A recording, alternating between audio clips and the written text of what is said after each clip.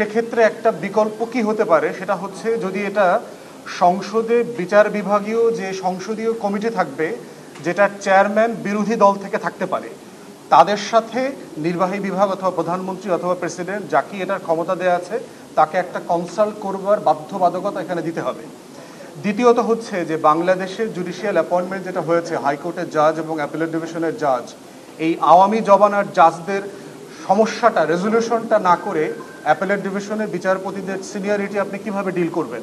কারণ এখনও হাইকোর্ট ডিভিশনের অধিকাংশ জাজ হচ্ছে আওয়ামী আমলে অ্যাপয়েন্টেড এবং হাইলি ইনকম্পিটেন্ট এবং বায়াসড। তো এই পাইপলাইনটা যদি উপরে যায় তাহলে সেখান থেকে যদি দুইজন আওয়ামী লীগের ভিতর থেকে একজন সিনিয়রকে বেছে নেবার প্রশ্ন আসে, সেটা নির্বাহী বিভাগ এবং গণ অভ্যুত্থান পরবর্তী নির্বাচিত সরকার কিভাবে ডিল করবে? এই সংকটটা রয়ে গেছে। আবার আপনি কি চাইলে চায়ের দাওয়াত দিয়ে ছুটিতে পাঠিয়ে দেবেন জোর করে?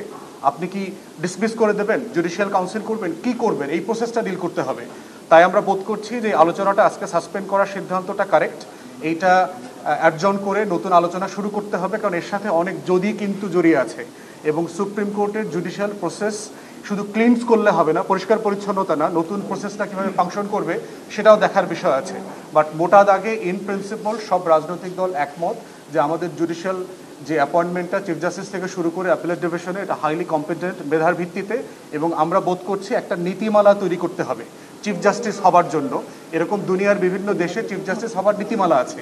এই নীতিমালাটা আমরা একমত হতে পারলে যেটা হবে, ওইটার ভিত্তিতে অ্যাপয়েন্টমেন্টটা করলে এটা মোর পেশাদারিত্ব বজায় রাখার সুযোগ আছে বলে আমরা বোধ করছি যে এটার ভিতরে কিছু জটিলতা আছে, যেহেতু আলোচনাটা এখন ইনকমপ্লিট, আমরা এখনো পুরোপুরি বলতে পারিনি।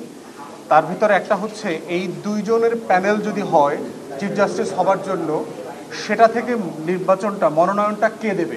এটা কি প্রধানমন্ত্রী দেবে? নির্বাহী বিভাগ দেবে? তাহলে প্রধানমন্ত্রী যদি দেয় তাহলে এখানেও তার বায়াসড হবার সুযোগ আছে কিনা? জুডিশিয়ারিতে আমরা যে পরিমাণ দলীয়করণ দেখেছি এবং সুপারসিড করবার যে কালচার তৈরি হয়েছে, সেই জায়গা থেকে এই প্যানেল সিনিয়রিটি করবার একটা প্রস্তাবনা এসছে।